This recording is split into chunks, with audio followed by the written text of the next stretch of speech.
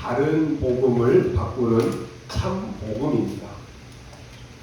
여러분 가운데 신앙생활하면서 나는 왜 이렇게 응답이 없을까 이렇게 생각하는 사람들이 많습니다. 그러나 하나님은 여러분에게 가장 큰 계획을 가지고 계십니다. 또 많은 사람들이 나는 사람 때문에 신앙생활하기가 참 어렵다 이렇게 말하는 사람들도 있습니다. 그러나 여러분이 눈에 보이지 않는 환경 또 사람들의 소리 듣지 말고 하나님의 음성을 들으시기 바랍니다. 여러분이 알지 못하는 그러한 여러분이 생각하는 것보다 하나님은 더 큰 계획을 가지고 계시기 때문에 그렇습니다. 또 어떤 사람은 교회 다니다가 시험 들어서 나는 교회 안 다닌다 그런 사람들도 많습니다. 사람의 말 응답을 못 받게 하는 그러한 말에 여러분이 속으면 안 됩니다. 교회 안에는 여러 사람들이 있다 보니까 사람 말 듣다 보면 속을 수 있어요. 또 눈에 보이는 환경 바라보면서 교회가 왜 이래? 이럴 수 있습니다. 여러분이 응답 못 받게 하는 이런 일에 절대로 속으면 안 됩니다. 하나님은 더 큰 미래를 가지고 계십니다.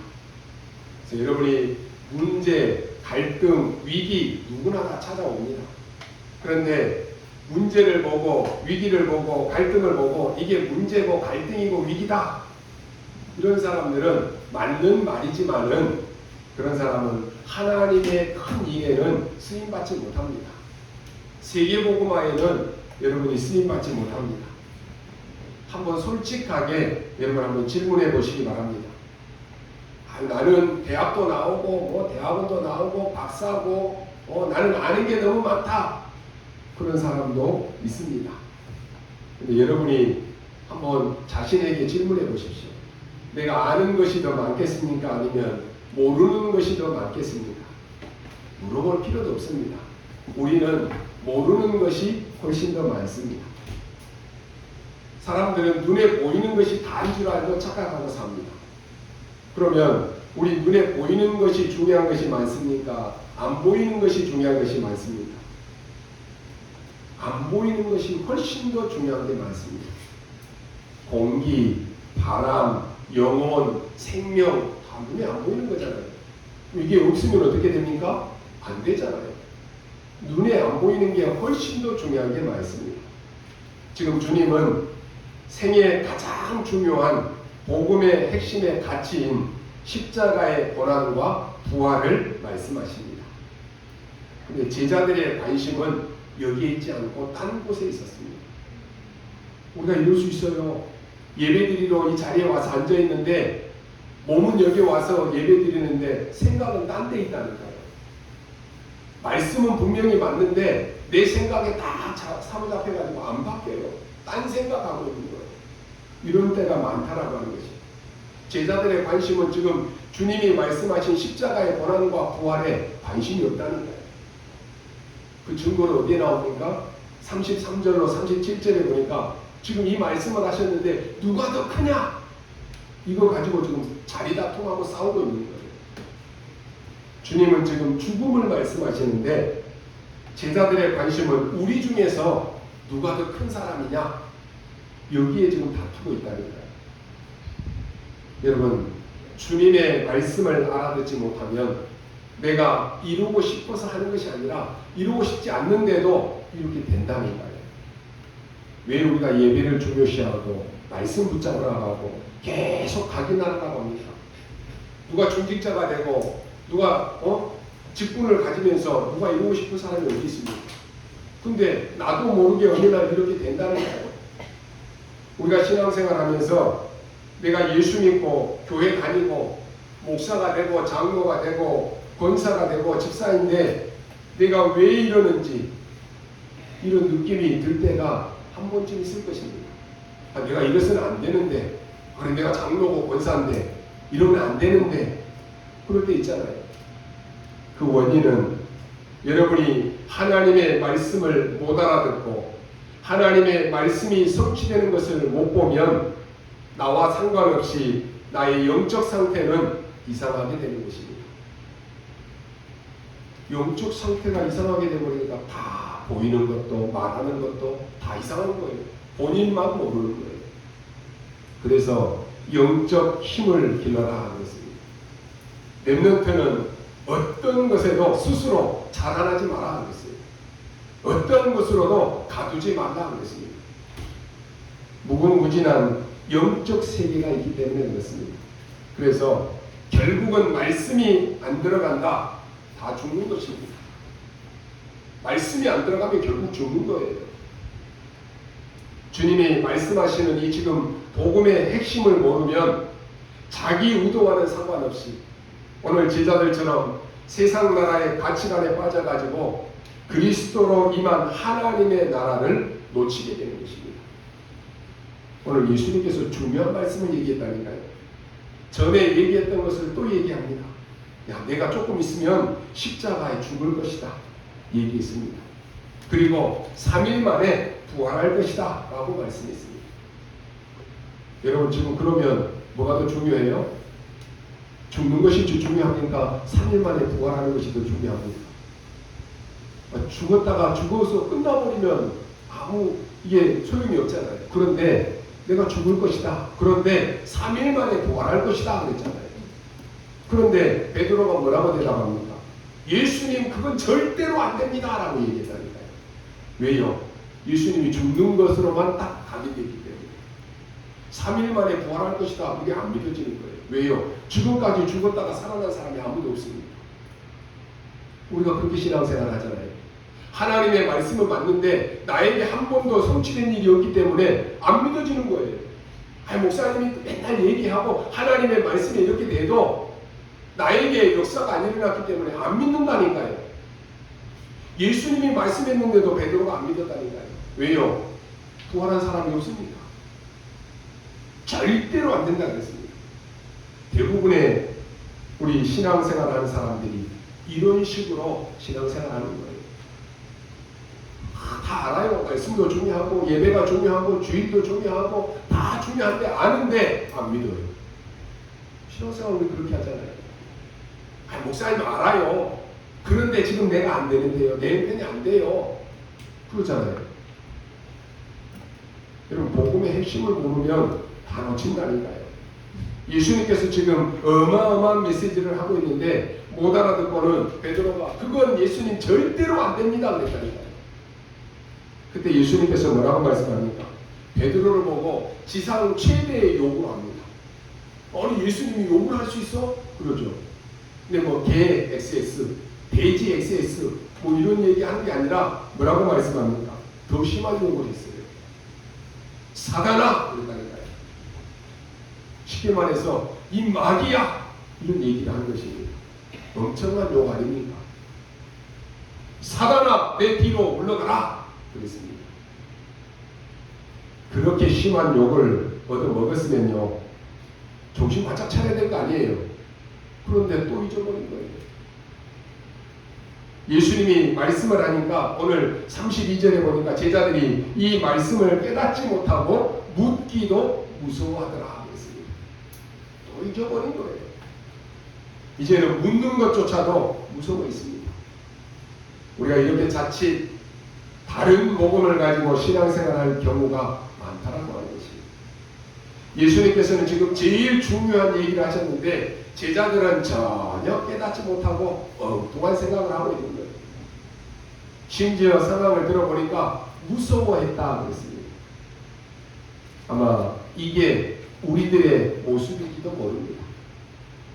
최고의 메시지를 주었는데 전혀 알아듣지는 못했다니까요.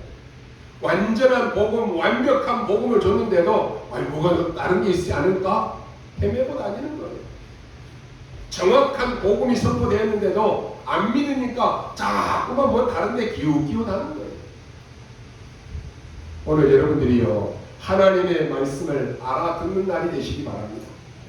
여러분이 하나님의 말씀을 알아들으면 한 가지 눈이 열리는데 무슨 눈이 열립니까? 하나님의 절대 주권을 믿는 것입니다. 교회의 일을 옳게 하고 바르게 하는 것도 중요합니다. 그런데 더 중요한 것이 뭔지 아십니까? 하나님의 절대 주권을 믿어야 되는 것입니다. 특히 우리 중직자들은요, 하나님의 절대 주권을 믿으셔야 돼요. 교회를 하면서 우리가 세상적인 방법, 세상적인 지혜 가지고 아유 목사님 이렇게 해야 돼요, 저렇게 해야 돼요. 맞습니다. 맞는 말인데 하나님의 말씀하고 거리가 멀어요. 우리는요 장로교입니다. 그럼 우리 교단이 장로교 다니잖아요. 그러면 장로교에서 가르치는 것이 뭔지 아십니까? 하나님의 절대 주권을 믿는 것입니다. 지금 제가 장로교 얘기를 하는 게 아닙니다. 그리스도를 얘기하는데 우리가 지금 뭘 믿느냐라고 하는 것이 믿는 것을 얘기하는 거예요. 여러분이 오늘 우리가 아무리 깨달아도 베드로 수준만큼은 못 깨닫습니다. 우리가 아무리 깨달아도 제자 이상은 못 깨닫습니다. 여러분이 하나님의 말씀이 깨달아져 버리면 절대 주권을 믿게 됩니다. 이걸 오늘 여러분들이 해결하고 가셔야 됩니다. 아브라함은 아무리 해도 안 되었습니다. 그러던 어느 날 아브라함이 깨달았습니다. 아니 여러분들이요 신앙생활 하는데 계속 신앙생활이 안 되어지신 분이 있습니다. 하나님 이래도 안 돼, 저래도 안 돼. 아브라함처럼 이렇게 가도 안 돼, 저렇게 해도 안 돼. 안 되어진다니까요. 아브라함이 그랬는데 왜 그랬는지 깨달은 것입니다. 그 누구도 알지 못하는 말을 롯에게 얘기합니다. 네가 모든 것 다 선택하라. 먼저 선택하라 그랬습니다. 그전 같으면 아브라함이 자기가 좋은 땅 먼저 차지하고 조카 롯에게 네 나머지 네 해 그랬을 거예요. 근데 아브라함이 이제는 깨닫거든요. 조카 롯에게 네가 먼저 좋은 땅 다 차지해라. 나는 산으로 가겠다. 이런 얘기했다는 거예요. 그랬더니 여러분 아시다시피 이 조카 롯이요 좋은 땅을 선택합니다. 아브라함은 산을 선택합니다. 근데 하나님의 말씀에 이렇게 나옵니다. 롯이 아브라함을 떠난 후에 이렇게 말합니다. 아브라함이 계속 불신앙했는데 겉으로는 표시가 나지 않습니다. 그런데 아브라함이 계속 불신앙하다가 어느 날 그 불신앙을 완전히 끝낸 것입니다. 여러분 불신앙하는 사람들은요 자기가 불신앙한다라고 하는 것 잘 모릅니다. 내가 옳다라고만 생각해요. 내가 하나님 믿는데 뭐 하나님의 뜻대로 하는데 뭐 불신앙하면서도 그렇게 얘기해요. 자기가 불신앙하는지를 전혀 몰라요. 그러니까 계속 불신앙하는 거예요. 여러분 불신앙하는 사람들의 말을 들으면 굉장히 옳은 말만 합니다. 참 희한하지요. 하나님을 믿는 사람들의 말보다 하나님을 안 믿는 사람들의 말을 훨씬 더 옳게 한다니까요. 여러분들이 집 안에서나 직장에서나 불신자들이 여러분에게 하는 말 들으면 훨씬 더 옳은 말 많이 하잖아요. 야, 교회는 적당하게 다녀야지. 예수에 미쳐버리면 안 돼. 맞는 말 같잖아요. 우리 예수에 미쳐야 돼요. 다른데 정신 미쳐버리면 돈다니까 완전히 끝나는 거예요. 야, 신앙생활도 적당하게 해야지. 니같이 그렇게 막 하는 사람이 어디 있어? 맞는 말처럼 들리잖아요. 그게 들린 거예요. 여러분 세상 사람들이 하는 말은 다 옳은 말처럼 맞는 말처럼 보인다는 거예요. 여러분들이 그걸 잘 구분하셔야 돼요. 잘 아셔야 됩니다. 그걸 신앙생활하는 우리 중직자들이 잘 알으셔야 돼요. 어느 게 맞습니까? 아브라함이 가졌던 그 옛날 생각 한번 보시렵니까? 아브라함이 나는 하나님의 말씀이 안 믿어집니다. 이 말은 못한다니까요. 당장 우리 중직자님들이 나는 하나님의 말씀이 안 믿어져요. 어떻게 되겠습니까? 그러니까 거짓말이라도 아니 목사님 나는 다 믿어집니다. 그렇게 얘기하잖아요. 그러면서도 안 믿어지는데 아브라함이 나는 하나님의 말씀이 안 믿어집니다. 얘기 못한다니까요. 그러니까 계속 고통과 어려움이 올 수밖에 없습니다. 안 믿어지니까 이리 가도 안 돼, 저리 가도 안 돼, 이거 해도 안 돼, 저거 해도 안 돼. 안 되는 거예요. 아브라함이 실제로 그 말을 못하겠다는 거예요. 못하는 거예요. 안 믿어지는 걸 말 어떻게 합니까? 그런데 뭐 내가 지금 나이가 몇 살인데 지금 아들을 낳을 수 있겠느냐? 안 믿어졌다니까요. 네 자손에게 아들 주겠다라고 했는데 안 믿어지는 거예요. 더 확실한 것은 자기 부인 사라를 보니까 나이가 지금 90세가 됐는데 아이 낳을 가망이 도저히 없는 거예요. 더 확실하게 안 믿어지는 거예요.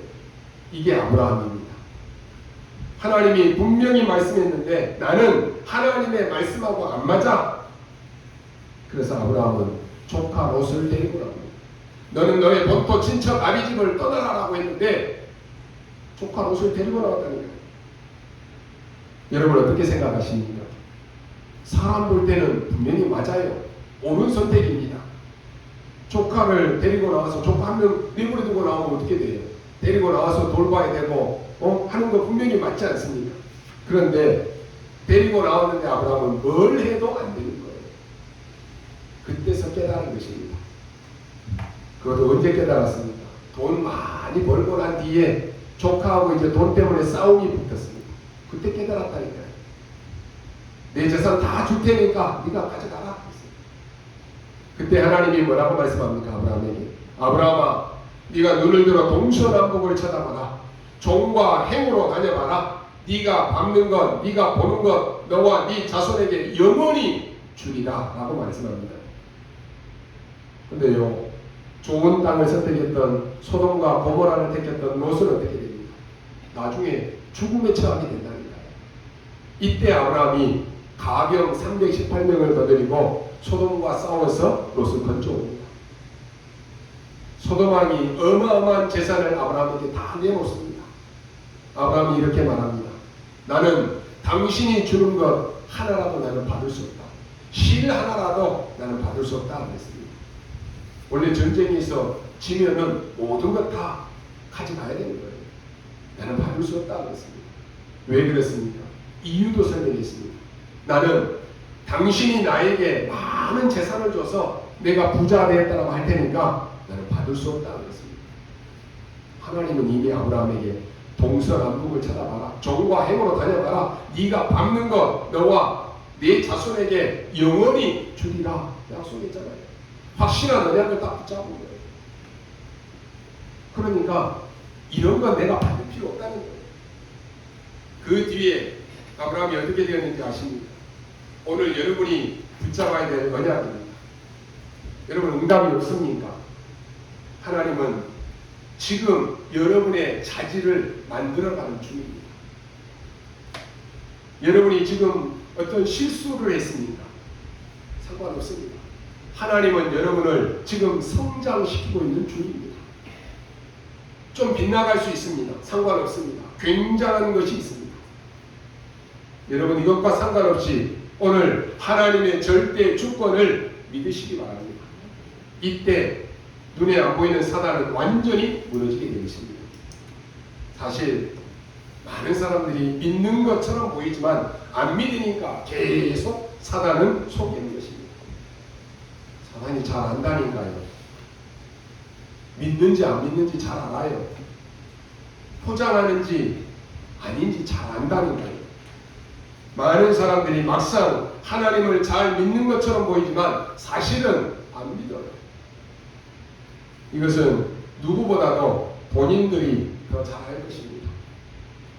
이스라엘 민족들이 애굽에 나와서 가나안 땅에 다 들어갔는데 문제가 많습니다. 가나안 땅에 들어왔는데 지금 큰 안악산지가 막혀가지고는 들어갈 수가 없는 것이에요. 그동안 이 사람들은 하나님의 기적들을 다 체험했습니다. 다 여러분 믿는다라고 보이지만은 안 믿었다는 거예요. 이스라엘이 지금 가나안 땅에 와서 앞에 놓고는 문제가 왔는데 지금 다 들어왔는데 이 문제가 생기니까 그동안 자기들이 깊숙이 숨겨놓았던 이 문제들이 영적 문제들이 다 드러나는 거예요. 대부분의 사람들은 하나님의 말씀을 믿지 않습니다. 말은 그렇게 안 하지요. 그런데 대부분 안 믿어요. 여러분 아시다시피 이때 누가 나타납니까? 갈렙이 나타납니다. 갈렙은 이미 나이가 85세나 되었습니다. 갈렙은 지금 큰 위기를 만났는데 여호수아 앞에 나와서는 45년 전에 그 얘기를 꺼냅니다. 여러분 오늘 어떤 위기가 있습니까? 하나님의 절대 주권을 믿으시기 바랍니다. 이때 모든 흑암은 무너지게 됩니다. 여러분 가문의 모든 저주는 이때 떠나가게 됩니다.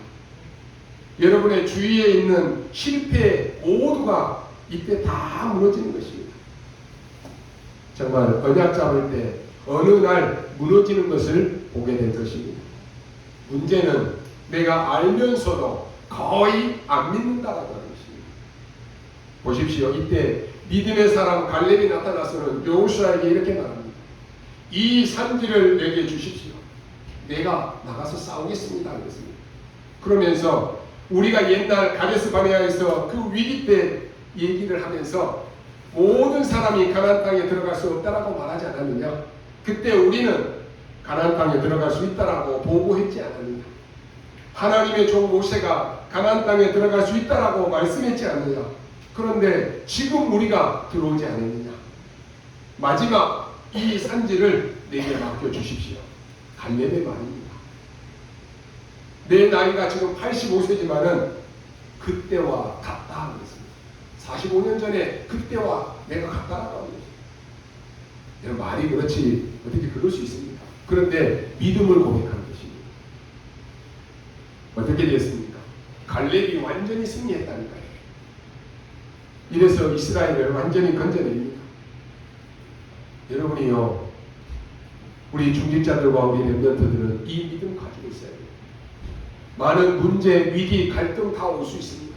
그러나 여러분 한 사람의 믿음의 고백과 믿음의 선포가 흑암을 무너뜨린다니까요. 가정 가문에 여러분이 문제, 위기 올 수 있습니다. 그러나 나는 하나님의 자녀다. 하나님이 나와 함께 하시고 나의 모든 것을 아시고 계신다. 그렇다면 우리 가정의 문제, 내 문제 하나님이 모르겠느냐? 하나님께 맡기십시오. 믿음을 고백하십시오. 선포하십시오. 그럴 때 흑암은 무너지는 것입니다. 안타깝게도 모든 주의 백성이 실제로 하나님의 능력을 믿지를 않는다니까요. 여러분 이것을 믿고 고백하는 날 그 고백은 반드시 응답으로 돌아옵니다. 사실 우리가 믿는 데에는 5초도 안 걸립니다. 그렇지 않습니까? 그렇다면 여러분 말씀 듣는 지금 이 시간에 고백하십시오. 하나님, 나는 나의 불신앙을 깨뜨리고 하나님의 절대 주권을 믿습니다. 내가 살고 죽는 것 그게 문제가 아닙니다. 나는 하나님의 절대 주권을 믿습니다. 이 고백이 나와야 되는 것입니다. 다윗을 한번 보십시오. 우리 렘넌트들이 다윗이 가진 이 믿음을 가지고 있으면 흑암을 이길 수가 있습니다. 지금 다윗이 아버지 심부름으로 전쟁터에 갔습니다. 가서 보니까 저 불신자 이 골리앗이 하나님의 백성들을 모욕하는 소리가 계속 울려 퍼지는 거예요. 그런데 문제는 이 모욕하는 소리를 듣고도 모든 군인들이 다 겁을 먹고 한 사람도 나가지 않는 거예요. 이때 어린 소년 다윗이 나가는 것입니다. 그러니까 네가 나가서 싸울 수 있겠느냐 이렇게 말했다니까요. 다윗은 싸울 수 있겠다라고 하는 이런 말보다 더 중요한 고백을 합니다. 골리앗 앞에 가서 한 얘기입니다. 지금 거기는 죽는 것 아니면 사는 것입니다. 그 순간 너무 중요한 순간이라니까요. 전쟁에서 은메달은 없습니다. 전쟁에서 2등은 없다니까요. 죽으면 끝입니다. 다윗이 골리앗 앞에 서서 뭐라고 말씀합니까? 굉장히 중요한 고백을 합니다. 너는 칼과 단창으로 내게 왔지만은 나는 여호와의 이름으로 내게 왔다. 그랬습니다. 인간의 목숨은 칼에 있지 않고 여호와의 손에 있음을 내가 증명하겠다. 그랬습니다. 대단하지 않습니까? 다윗은요 하나님의 절대 주권을 믿는 거예요. 우리의 생사화복은 하나님의 손에 있습니다. 아무리 발버둥 치고 내가 하려고 해도 하나님이 불러가시면 누구도 거부할 수 없는 거예요. 그 다윗이 이걸 아니까 네가 지금 칼로서 목숨을 제하려고 했지만 우리의 죽고 사는 것은 네 칼 단창에 있는 것이 아니라 하나님의 손에 있음을 내가 증명하겠다 하겠다니까. 어린 다윗의 고백입니다. 그것도 지금 죽음 앞에서 하는 고백입니다. 장난삼아 농담치면서 하는 얘기가 아니라니까요. 오늘 여호와 하나님이 참 하나님임을 보여주겠다 그랬습니다. 여러분이요, 우리 렘넌트들이 있는 모든 현장에서 이 고백하십시오. 오늘 하나님이 참 하나님이심을 내가 고백하겠다, 보여주겠다, 증명하겠다. 얼마나 확실했냐고 하면요, 오늘 여호와께서 네 목을 내 손에 붙이셨느니라. 확실한 고백 아닙니까? 이 사람이 다윗입니다. 평생 다윗의 고백을 한번 보십시오. 시편 18편에도 보니까 나의 힘이 되신 여호와여 라고 말합니다. 위기대한 고백입니다. 사울을 피해서 산속에 숨어 다니면서 여호와는 나의 방패시요 나의 요새시다 라고 말합니다. 이 다윗을요 못 이기는 거예요. 우리 렘넌트들이 바깥에 나가거든 이 확실한 믿음의 고백 가지고 나가시기 바랍니다. 사드락과 메삭과 아벳느고 보십시오. 우리가 불 가운데 들어가면 여호와께서 건져주실 것이다. 그보다 더 큰 믿음의 고백을 합니다. 건져주시지 아니하실지라도 그랬습니다.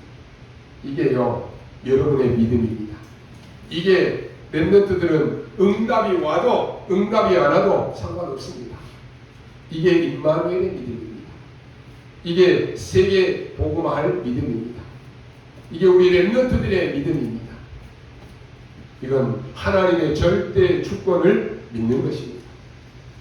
여러분이 시시하게 언약 잡고 흔들리면 사단은 압니다. 그래서 그걸 가지고 계속 여러분을 건드리는 것입니다. 넘어서지 않으면 계속 걸림돌이 돼요. 여러분을 계속 붙잡고 여러분 속이는 거 있지요. 그거 믿음으로 뛰어넘어야 돼요. 여러분이 예배에 관한 것, 헌금에 관한 것, 봉사에 관한 것, 모든 건 마찬가지입니다. 다 그 부분에 걸려 있으면 사단은 알아요. 그래서 거기에서 계속 여러분을 속이는 것입니다. 뛰어넘지 않으면 속입니다. 여러분의 가정에 어떤 문제가 있습니까? 알고 믿음을 선포하고 뛰어넘으십시오. 안 하면 계속 속인다니까요. 계속 건드립니다. 이건 제 말이 아니고 예수님이 베드로에게 하신 말씀입니다. 사단아 내 뒤로 물러가라. 여러분 사단 소리까지 듣고는 또 이루고 있다니까요. 오늘 제자들이 자꾸만 틀린 고백을 안 합니까? 초대교회는 어째서 로마를 이겼습니까? 마가다락방에 모인 그 모임은 죽음하고도 같습니다. 그러면 이 사람들이 알고 모였습니까? 모르고 모였습니까? 이게 중요한데 거기에 모인 사람들은 상관없이 모였습니다. 거기에 최고의 응답이 들어있었다니까요. 이걸 볼 줄 아는 눈이 열려야 됩니다. 그래서 첫 번째로 뭘 붙잡아야 됩니까? 하나님의 절대 주권을 믿는 자에게 하나님의 절대 언약이 깨달아집니다. 오늘 31절에 보니까 십자가에서 죽을 것을 말씀합니다. 이게 뭡니까? 창세기 3장 15절에 성취된 언약을 붙잡은 것입니다. 여자의 후손이 뱀의 머리를 상하게 하고 그 뱀은 여자의 발꿈치를 물 것이다 라고 되어 있습니다. 여자의 후손이 뱀의 머리를 깼다라고 하는 말은 사단의 권세를 완전히 깨뜨린 것입니다. 이 언약이 절대 언약입니다. 자세히 한번 보십시오. 뱀은 여자의 후손의 발꿈치를 물었다 그랬습니다. 지금 예수님의 이 십자가에서 죽으신 이 사건은 발꿈치를 물 정도밖에 안 되는 것입니다. 여러분 언약을 제대로 알아야 됩니다. 전혀 두려워할 게 없습니다. 그 뱀에게 발꿈치 물린 정도밖에 안 된다니까. 그러나 예수님께서는 사단의 머리를 박살냈다라고 하는 말은 사단이 가지고 있는 그 권세를 완전히 박살내버렸다라고 하는 말이에요. 믿으시기 바랍니다. 그게 십자가의 언약입니다. 이 비밀을 모르니까 지금 제자들이 또 바보 같은 소리를 안 합니다. 예수님이 십자가에 죽을 거라고 말하니까 그것은 절대로 안 됩니다라고 말합니다.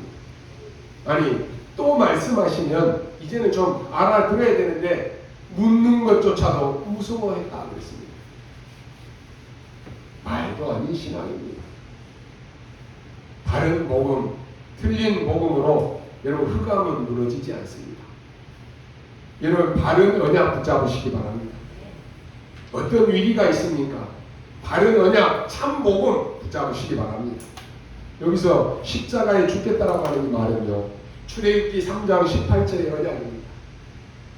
피제사, 피를 흘린 것처럼 보이지만은 애굽의 모든 재앙을 무너뜨리는 언약입니다. 10가지 이 우상이잖아요. 그거 다 무너뜨린 거예요. 굉장한 언약입니다.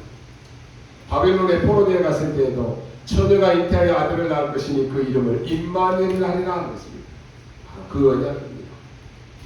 두 번째로 절대 언약이 깨달아지면 이제는 이어서 절대 성취가 나옵니다. 예수님이 죽임을 당하고 죽은 지 3일 만에 살아나리라 하였습니다. 엄청난 메시지 아닙니까? 아니 그렇다면은 예수님이 살아나리라 하셨는데 이걸 믿는다라고 하면은 왜 이걸 무서워합니까? 근데 제자들은 무서워했다고 했습니다. 이것은 안 믿었다라고 한 것입니다. 하나님의 말씀을 듣고도 안 믿었다는 거예요. 왜 여러분이 갈등이 생기고, 왜 여러분이 문제가 생기고, 왜 염려가 생기고 불안이 생깁니까?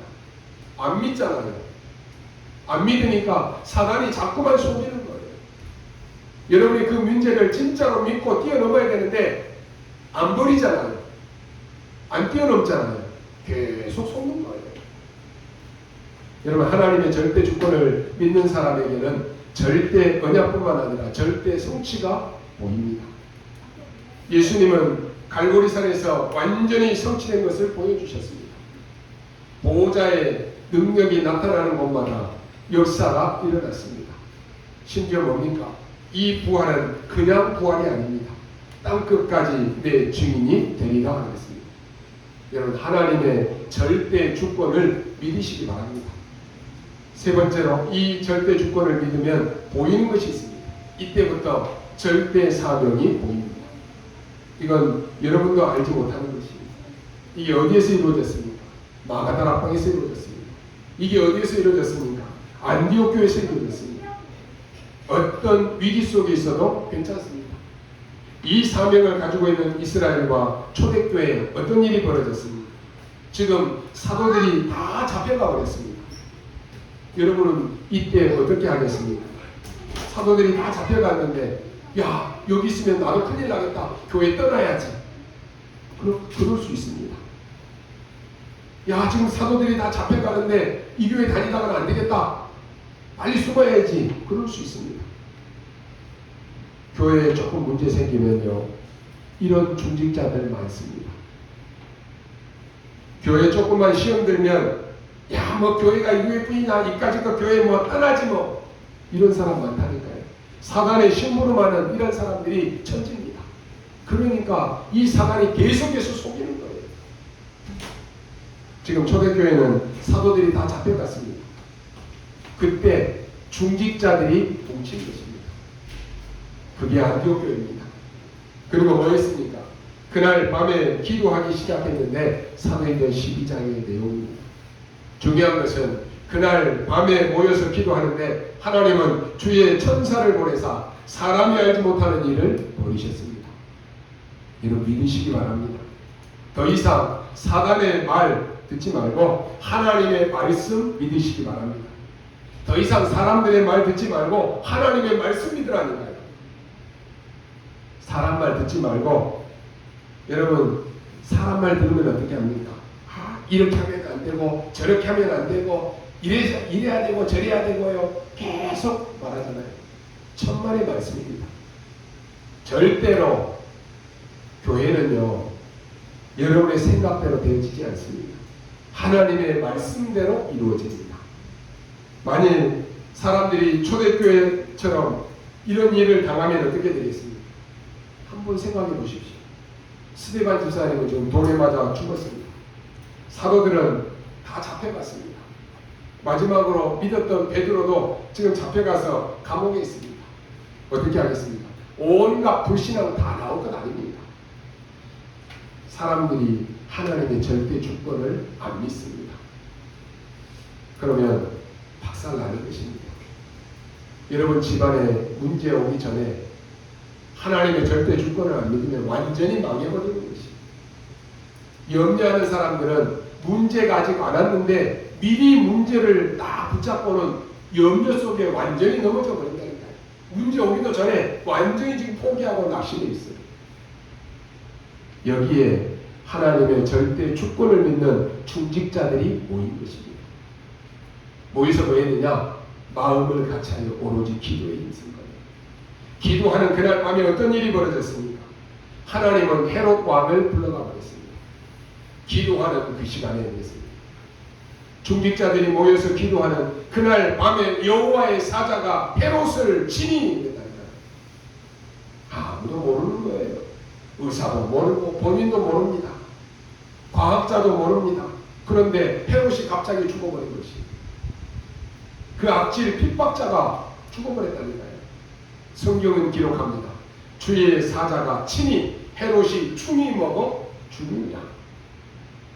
여러분을 핍박하고 여러분을 어렵게 하는 사람이 있습니까? 걱정하지 마십시오. 오늘 여러분은 이 능력을 회복하시기 바랍니다. 여러분이 신앙생활하면서 복잡한 것 믿을 것 없습니다. 하나님의 절대 주권을 믿으시기 바랍니다. 불신자는 좀 머리 좋은 사람들은 인간의 운명은 하늘에 있다라고 이렇게 말합니다. 심지어 하나님의 사람이 하나님의 절대 주권을 안 믿는다. 어떻게 되겠습니까? 하나님께서는 심지어 여러분이 넘어졌는데도 찾아오십니다. 마가복음 9장 1절로 8절에 보니까 지난번에 한 번 실수했습니다. 그런데 또 얘기합니다. 이 제자들이 실수했는데 또 얘기했다니까요. 그리고 오늘 또 얘기합니다. 근데 무서워했다 그랬습니다. 결국 이 베드로는 무너진 것입니다. 그런데 무너진 베드로에게 예수님이 찾아오셨습니다. 찾아오셨으면 한 번쯤은 야, 네가 어떻게 사람이 그럴 수 있느냐? 그렇게 한마디 할 수 있잖아요. 베드로는 사람 앞에서 겁이 나서 예수님을 부인했다니까요. 그게 우리 인간입니다. 우리도 겁이 날 때 거짓말하지 않습니까? 내가 좀 불리하면 거짓말하지 않습니까? 내가 일하는데 좀 손해가 되면 당신 예수 믿어요? 안 믿어요? 당신 직분이 뭐예요? 하면은 내가 좀 손해 날까 싶어서 거짓말하잖아요. 근데 베드로를 이런 베드로를 찾아오셨다니까요. 우리 같으면 한마디쯤은 베드로에게 찔린 말을 했을 것인데 전혀 묻지를 않습니다.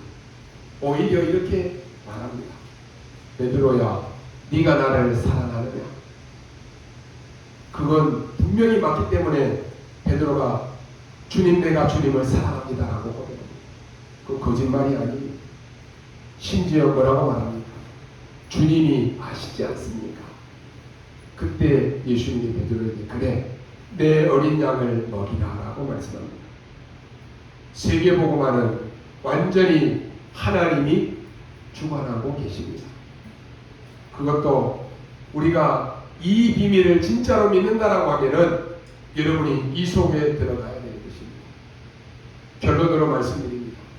왜 오늘 제자들은 말씀을 깨닫지 못하고 하나님과 하나님의 것을 뒤로 하고 세상적이고 육신적인 것에 사로잡혀 있습니다. 무엇 때문에 자리다툼이나 하고 네 편이냐 아니냐 거기에 사로잡혀 있습니다. 잠시 있다가 없어질 세상적이고 육신적인 것에 목을 메고 있느냐라고 하는 것입니다. 주님을 따라가면서도 말씀도 받았습니다. 말씀대로 되어지는 역사도 보았습니다. 그런데 뭔가 안 되게 하는 다른 것이 있다라고 하는 것입니다. 바로 그것입니다. 몰라서 체험 못해서 아닙니다. 안 될 수밖에 없는 자기 자신을 발견하지 못했기 때문에 그렇습니다. 주님을 만나서 복음 받기 이전에 이미 우리는 다른 것으로 각인되어 있습니다. 그 자신을 발견 못했습니다. 예수가 그리스도라고 하는 이 사실을 믿기 전에 복음이 모든 것이라고 하는 이것을 받아들이기 전에 내 속에 들어와 있는 다른 것, 창세기 3장, 6장, 11장의 것, 그것이 지금 나를 이끌고 있다라고 하는 것을 발견하지 못하는 거예요. 그 뿌리가 너무 견고해서 말씀을 듣고도 금방 잊어버립니다. 말씀을 듣고도 계속 말씀 따라가는 것이 아니라 세상에 이끌려갑니다. 그걸 아직 찾아내지 못한 거예요.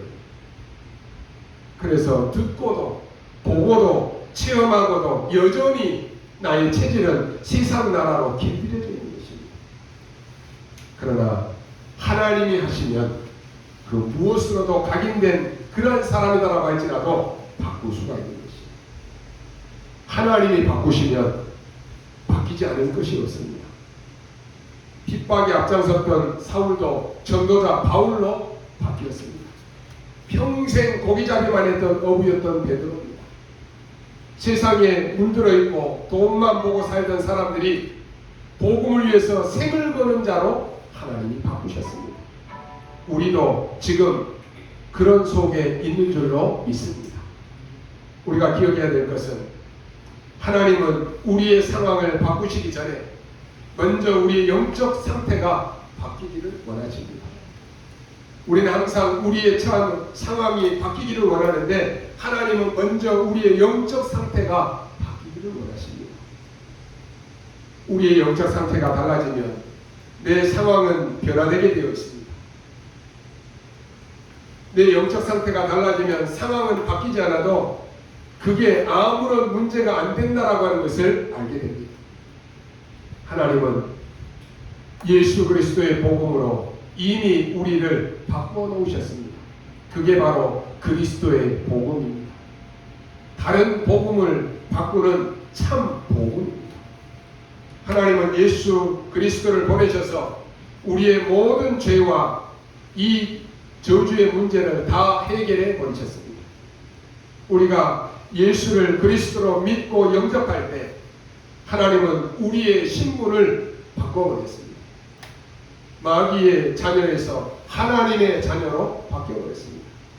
흑암의 권세 아래 있는 자에서 하나님의 나라의 권세에 속한 자로 바꿔버렸습니다. 우리의 신분을 바꾸신 줄 믿습니다. 우리를 바꾸신 그 하나님께서 지금도 여러분과 나를 바꾸고 계십니다. 이게 하나님의 나라입니다. 지금도 우리가 그리스도의 이름으로 기도할 때 하나님의 나라의 일이 벌어집니다. 하나님의 성령은 역사하시고 흑암의 권세가 꺾이고 주의 뜻과 말씀을 이루는 천군 천사가 우리 안에서 우리를 위하여 지금도 일하고 계십니다. 여러분이 누리고 여러분이 기다리면 반드시 하나님의 역사가 우리 안에 일어나게 되어 있습니다. 그래서 빌립보서 2장 13절에서는 너희 안에 행하시는 이는 하나님이시니 자기의 기쁘신 뜻을 위하여 너희에게 소원을 두고 행하시나니 라고 말씀합니다. 지금도 하나님은 우리에게 우리의 상태를 바꾸시려고 말씀으로 성령으로 역사하고 계시는 줄로 믿습니다. 그래서 여러분 우리가 겉만 보면은 낙심합니다. 우리는 내가 나를 봐도 안 바뀌는 것 같습니다. 우리의 영적 상태가 바뀌어야 됩니다. 하나님은 지금 말씀으로 성령으로 그 일을 행하고 계십니다. 우리를 그리스도와 하나님의 나라의 일로 바꾸시는 그 하나님께서 237 나라 온 천하 땅끝까지 모든 민족에게 세상 나라 사단의 나라에 속한 그러한 자들을 하나님의 나라로 살리는 증인으로 우리를 바꾸신 줄로 믿습니다. 그렇다면 오늘 여러분이 하나님의 절대 주권을 믿는 이 언약을 붙잡으시기 바랍니다. 그러면 그 절대 언약과 절대 성취와 절대 사명은 보이게 되겠습니다. 여러분의 모든 것은 하나님의 절대 주권 속에 있습니다. 오늘 그 언약을 붙잡는 날이 되시기를 주님의 이름으로 축원합니다. 기도하겠습니다. 하나님 감사합니다. 오늘 사랑하는 우리 모든 성도들이 중요한 언약의 날이 되게 하여 주옵소서. 중요한 언약을 사실적으로 붙잡는 날이 되게 하여 주옵소서. 우리의 모든 것이 하나님의 절대 주권 속에 있음을 고백합니다. 절대 언약을 깨닫게 하시고 절대 사명을 붙잡는 날이 되게 하여 주옵소서. 흩어져서 예배하는 우리 모든 성도들이 있는 현장에 지금 하나님의 나라의 일이 이루어지게 하여 주옵소서. 감사를 드리며 살아계신 우리 구주 예수 그리스도의 이름으로 기도하옵나이다. 아멘.